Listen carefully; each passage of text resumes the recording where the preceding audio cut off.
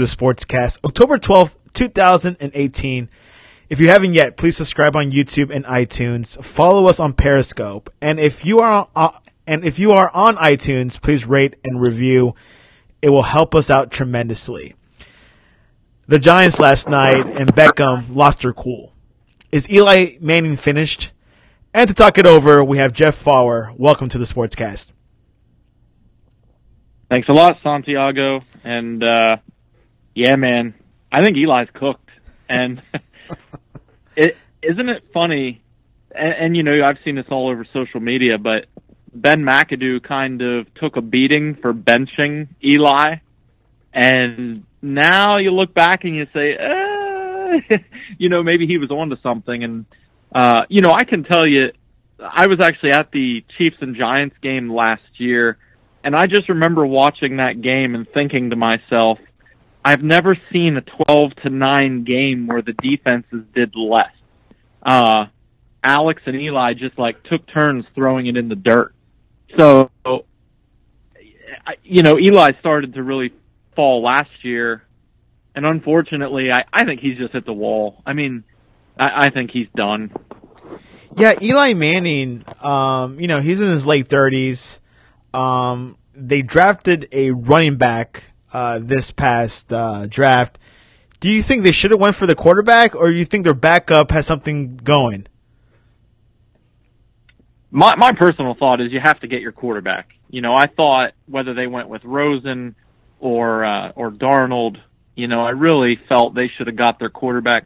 Now, at the same time, you know, we don't know what happens in next year's draft yet either. So it's, you know, the Giants are going to most likely have another top 5 pick this year. So it's hard to look that far ahead and really say if next year's quarterback class will be better or worse than this past year's.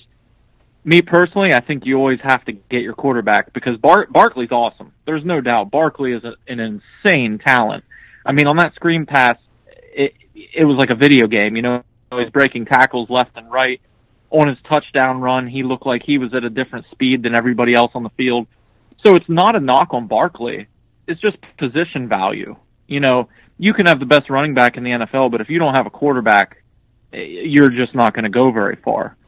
So I thought the Giants should have went quarterback, but again, if they get Barkley this year and then they get a quality quarterback next year, then it looks like a genius move because you might have 2 franchise cornerstones instead of just one. So we kind of have to see how it plays out. Yeah, there was speculation or rumor, or actually fact probably, that there was some Giant scouts at the Oregon Ducks training camp to check out Justin Herbert. Obviously, he is one of the top quarterbacks in college football today, and we'll see what happens. I think the Giants need to move on, and it feels like maybe their backup isn't star quality. We don't know. We know Kansas City knew Mahomes was special, but you know, not this special, right? Yeah, that's a good transition, man. Any way you can get it to Mahomes, but we'll see what he does this week. I think it's funny because the Patriots offense is going to start to click a little bit here with Josh Gordon and then Edelman coming back. But, man, Mahomes, you know, his past game against Jacksonville, statistically, I mean, he threw for over 300 yards, but a lot of people will look at it and just say he threw no touchdowns and 2 interceptions. You know, he did have what should have been a touchdown dropped by Travis Kelce. So I was impressed with him. You know, I thought the Jaguars' defense is as good as it gets. You can't take anything away from them. I also thought Andy Reid was brilliant in that game. You know, if you listen to some of the interviews after the game from Gibson, the Jaguar safety, you know, he said they drug us out there, which the Jaguars are a proud group of players. You know, so for them to start saying things like that, you know, that the opening drive was scripted beautifully. And Mahomes did make a couple throws. I mean, on I think it was 3rd and 5 or 3rd and 8, he throws a post route to the fullback, Anthony Sherman. Sherman makes a diving catch, and it was just one of those plays where probably 9 out of 10 quarterbacks don't even attempt to throw, but Mahomes put it in the perfect spot. Sherman made a great catch. And, you know, that's the dynamic that Kansas City brings, is that you focus so much attention on Travis Kelce and Tyreek Hill and Kareem Hunt, and then you still have to worry about Sammy Watkins or even a guy like DeAnthony Thomas, who isn't, a starter or an every down player. If you let DeAnthony Thomas get in the open field, you very well could give up a touchdown. So they have so many weapons, and Mahomes is, to throw for over 300 yards against the Jags, and the interceptions don't worry me too much. The first one, the ball just flat out slipped out of his hand. You could see that if you look at the trajectory of the ball, it just didn't come out of his hands well. The second interception was the play that everybody that wanted to criticize Mahomes has been waiting for. He threw a pass he shouldn't have thrown. The play was covered unless he makes an absolutely spectacular throw. He tried to force it in. It didn't work. But all said and done, he has 14 touchdown passes, 2 touchdown runs, and 2 interceptions. You can't ask for anything more than that. One thing that I noticed, to beat Kansas City has a weak defense, but in order to beat Kansas City, you gotta have to have a good offense to go up against Kansas City, and you might have a chance to beat Kansas City. And we know, we both know that the Jaguars don't have a good offense. You think Kansas City's defense? I heard they cannot improve much what they have right now, but what are your thoughts about their defense? Their defense it'll get a little bit better because they do have a bit of a youth infusion. The other thing is they're going to get Eric Berry back. They're going to get Dan Sorensen back. And look, I'm not trying to make Dan Sorensen out to be, an all-pro player or anything like that. But the reality is Eric Berry and Dan Sorensen are the 2 starting safeties, and they're both hurt right now. So if you look around the NFL and you take away both safeties from any defense, they're going to feel it. It's going to be tough, especially in a passing league. So the defense will get better as those guys get healthy. And, the other thing, too, is, and Tony Romo alluded to it during the broadcast this past week, even though the Chiefs' defense statistically isn't great, the thing that they do is they do hit the quarterback. And, Justin Houston's going to miss a couple games, so they'll miss him. But between Dee Ford and Justin Houston and Chris Jones, they have a formula. And their formula is the offense jumps on teams early, get a lead, and then let those 3 guys pin their ears back and hit the quarterback. And the thing is, even if you give up a lot of yards, if you're consistently hitting the quarterback, bad things happen. So, Blake Bortles did not play well for the Jags, and I'm not trying to say that he did, but if you look at his interceptions, on all but one of them, he's either getting hit as he's throwing or he's getting ready to take a shot. So, even though he didn't handle that well, any quarterback is going to struggle when they're taking hits trying to get rid of the ball. So, that's the one thing they do well. And again, I don't know how healthy Eric Berry is. It's kind of strange how long he's been out on a day-to-day basis. But at the same time, if he does come back and he's even 80% of the player that he was, adding him to that secondary plus the pass rush, the defense will be in a good position to take advantage of teams playing from behind. They're never going to be great. I'm not saying that. But they'll be in a good position. When the offense jumps on the other team, they're going to have a tough time protecting their quarterback. The Kansas City Chiefs has back-to-back tests. I think the first test was against a high-powered defense. Now the second test is the New England Patriots, which I think this might allude to who is the best in the AFC. How do you see this game? I see it a very, very tight game. I think this would be a big test for Kansas City if they're the real deal or not. But how do you see this game? Well, the first thing I would say is, in regards as to whether or not they're the real deal, because Kansas City started 5-0, whenever they do lose, everybody's going to overreact to it and say, see, they have a lot of weaknesses. That's just, kind of how things are. What worries me and what would concern me from the Kansas City perspective is just that they don't cover the running back very well, and they don't cover the tight end position very well. Well, what does New England like to do? They like to spread you out and throw it to James White, and they like to throw it to Gronk. So the Chiefs' defense be in trouble. Now, the other side of that argument, though, is I'm not sure why it's not getting talked about more that the Patriots' defense is still really not good. Yeah. Their defense has struggled, too. So I think it'll be a high-scoring game, and it's tough. I mean, I keep going back and forth about who I feel will win. I mean, the Chiefs won in New England with Alex Smith as their quarterback last year. So you know Andy Reid's going to have something up his sleeve. But you certainly – I can't fault anybody that picks the Patriots in New England because they just usually win there. But I see it as like a 41-35 or 41-38 type game, and you could convince me of either side winning. Maybe I'll be a homer just for a minute and say Mahomes gets it done in the fourth quarter and they pull the small upset. And has the Patriots resolved their wide receiver issue having Josh Gordon? I don't know that it's resolved yet, but I think it will resolve as the season goes. It's going to take him some time to really be comfortable in the offense.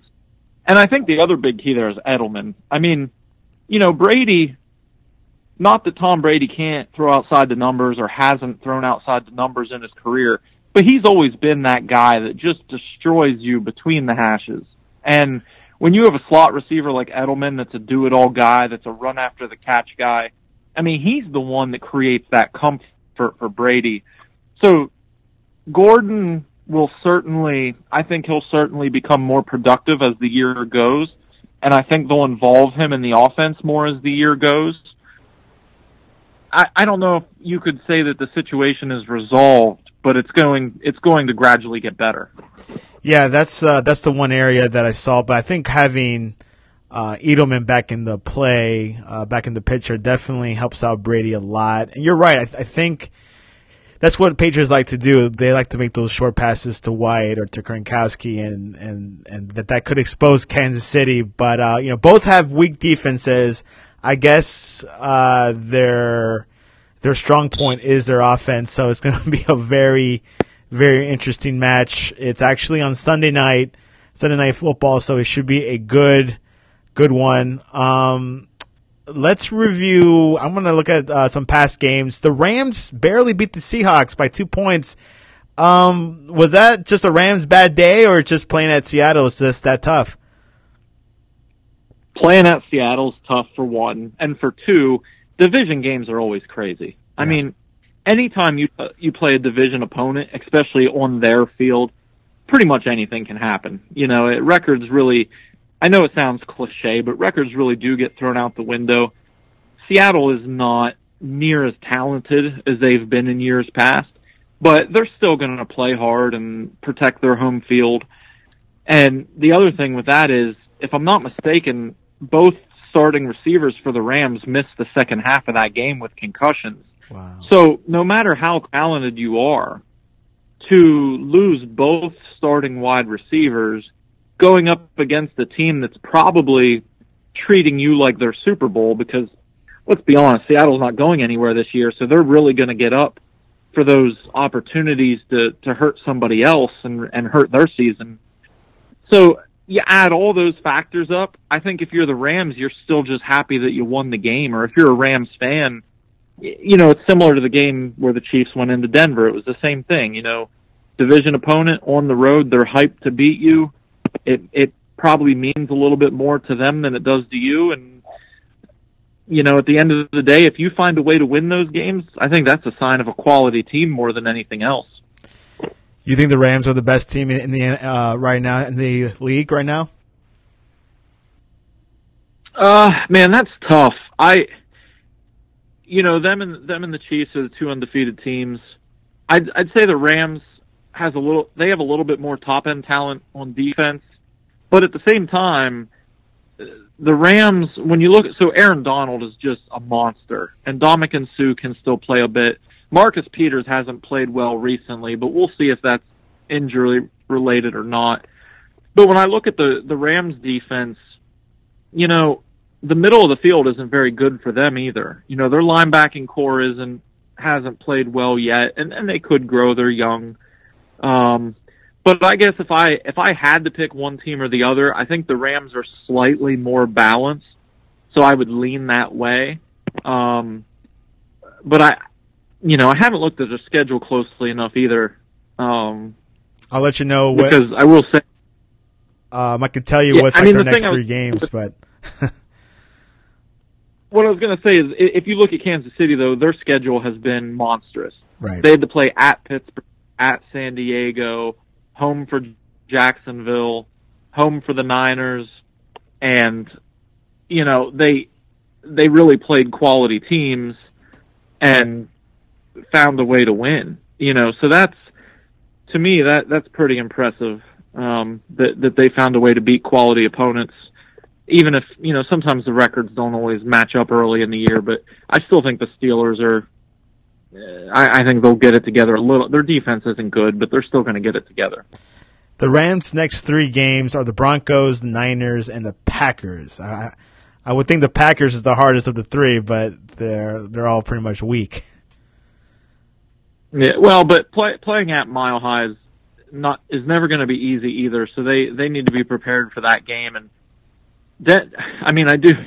Not to change the subject, it does look like Denver's about to pull pretty much what they did last year. Start out with 2 home games, look better than what they probably are, and then the wheels are starting to fall off for Denver. I mean, they put everything they had into that game against the Chiefs, and then when they went and played the Jets, which we talked about that last week, we kind of expected a letdown for Denver, but I didn't expect them to give up the most rushing yards per carry in NFL history. I mean, that was a little bit worse than what I saw coming. So I think Vance Joseph is going to find his way out of Denver before the season's over. Yeah, it's going to be quite an interesting situation of Broncos. Broncos are a championship mentality organization. They've proven in the past they want to win, but this year this just didn't really rack up with Keenum and everything else. So we'll see what they have what they have planned. So, ready for some predictions? Sounds good. Pittsburgh at Cincinnati. So it's gonna be like the most physical game on the entire schedule because I think the two teams, it used to be the Steelers and Ravens really hated each other. They still don't like each other, but it seems as though the Bengals and Steelers are a little bit more of that rivalry now in the AFC North. So I think it'll be a physical game. I lean towards Cincinnati only because they're at home. This is one of those games that I think could be really close, but I think you have to go with Cincinnati because they are the home team. Even though Ben Roethlisberger has just absolutely owned the Bengals, but I don't necessarily believe that the Steelers' defense turned it around because of one game against the Falcons. So I want to see them play more than one game where they don't look like a train wreck. So I think the Bengals will win by a field goal. Do you think Cincinnati is like a dark horse? They might go deep in the playoffs? Well, I'll tell you what, we're going to find out in the next 2 weeks because they play home against the Steelers and then they're at Kansas City on Sunday Night Football. Whoa. So I think, we're going to find out real quick. So the Bengals, I say this, I've said this on Twitter a few times and a lot of people seem to agree. If you just looked at the Bengals roster, top to bottom, and just said, is this a really talented roster? You would say absolutely, positively yes. The Bengals absolutely have a talented roster. But it's just, in the NFL, so much as your head coach and your quarterback. And the games I've seen, Andy Dalton's played fairly well. But I saw a statistic. He's 0-10 on Sunday Night Football, and his playoff record isn't good. I don't think he's won a playoff game. So the Bengals are really talented, but they have that monkey to get off their back. It should be interesting how far the Bengals, but you're right, on paper they look good. The coach itself has not been successful in the playoffs since the Ravens won the Super Bowl. Chicago and Miami. I tend to lean towards Miami on this one. I know they've, the Dolphins went from undefeated and they had a couple rough weeks, but I think being back at home will be good for them. And the Bears defensively are really, really good. but I still think Mitch Trubisky's going to be up and down for a while. So I lean towards the Dolphins, and again, I think it'll be like a field goal or touchdown game. I think the Dolphins will win. Jacksonville at the Dallas Cowboys. Jacksonville's going to bounce back. Now, it's going to be ugly because, the Cowboys' offense is a mess. The Jaguars' defense is loaded. The Jaguars' offense is, until they get healthy, is a mess. Now, I will say this. When Fournette comes back, that is a gigantic deal because Leonard Fournette is kind of he's the engine of that offense. So the Jaguars are trying to hang tough until he gets back. But, I don't want to exaggerate, but I would not be surprised if the final score of that game is 10-3, unless one of the quarterbacks turns it over and there's defensive touchdowns. So I think the Jaguars will win, but it's going to be an ugly defensive game. I agree. It's going to be ugly. The Baltimore Ravens at the Tennessee Titans. Man. So I'm not necessarily a Titans believer, because they were one of those teams that jumped out early and everybody wanted to, we always want to talk about playoff teams after 3 or 4 weeks. I think the Ravens are the better team there, but boy, traveling to Tennessee, I think the Titans will play well at home. And I'm going to contradict myself here a little bit, but I think the Titans will win a close game. They're the home team. It's going to be a defensive game. If I'm not mistaken, the Ravens lost like 12-9 in overtime last week. So their offense isn't, not that their offense is going to be bad week to week, but their defense is what they lean on, and the Titans are going to lean on their defense. So I think it'll be a close game, but the Titans will pull it out. Yeah, they are the homers, so they will have the edge. Chiefs at the New England Patriots. Yeah, I've been hesitant just to pick the Chiefs because I don't want to be a homer, but I just look at it and I think the Chiefs are just going to try to make the Patriots work a little bit harder for their plays, and I think the Patriots are going to struggle to contain the explosive plays. This is a game where I think if they zero in on Tyreek Hill, Kelsey and Watkins might go nuts. If they try to zero in on Kelsey, then, he'll get his explosive plays. So I think Andy Reid's just going to be one step ahead. I think Mahomes will be dynamic. And I think, I'll just go with the earlier number we threw out. I think it'll be 41-38. Kansas City has been one of the few teams that have beaten the Patriots in New England. That's right. We'll see what happens. And finally, Monday Night Football, the 49ers at the Green Bay Packers. Yeah, the Packers are going to get right. It's unfortunate for the Niners because if Jimmy Garoppolo hadn't torn his ACL, I think they'd have a chance to compete in that division, maybe be a wild card team. But without him, the trickle-down effect there it's just really hard to lose your quarterback. And I thought, last week I thought the Packers actually looked decent. But when your kicker misses 4 field goals and an extra point, that's 13 points left on the board, and then they lost by 7 or 8 points. So you just can't have that. So I think the Packers will bounce back. They're at home. Some of the young guys on the defense are starting to play a little bit better. So I think that might be one that the Packers will probably win by double digits. Yeah, and Aaron Rodgers, I think he had an issue with his knee this week, but I think he'll still play. He'll play. Yeah, he might gimp around a little bit, but he'll play. Well, there you have it. Big weekend in sports. NFL. We're looking at the two best teams, I think, in the AFC. I'm putting Jacksonville in third right now because they're still in pending mode, but they're still a good team. But we'll see what happens. Kansas City and New England, Sunday Night Football, huge one to watch. Jeff, how can people reach you? Best way to follow along is on Twitter, @JTFawver. And like I always promise, there will be relatively bad sports takes, but really good barbecue pictures. So if those are the things you're looking for, follow along. There you go. Jeff Fawver is the man when it comes to football and barbecue. Jeff, thanks for coming onto the Sportscast. All right. Thanks, Santiago.